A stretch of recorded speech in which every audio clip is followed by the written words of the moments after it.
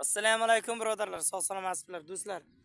Men hozirda Astragal yig'ayotgandimda qiziqib hali ishxona formasidaman, uyga ham borganim yo'q. Bitta narsani ko'rdimda do'stlar, mana talxani bilasizlar, sachratqa, ruschasida skor deyiladi.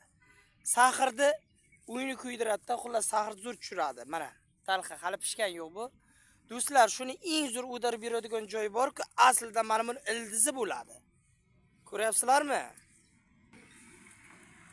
Ana shu sachratqini, ya'ni talxani ildizini masalan bir osh qoshig'ini 1-1,5 litr suvga qaynatib iste'mol qilsangiz, jigardagi problema oshqozon osti bezi muammolari va sahrni davolaydi.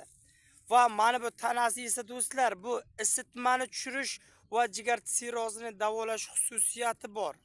Qonni ham zo'r suyultiradi, xudo xolasa.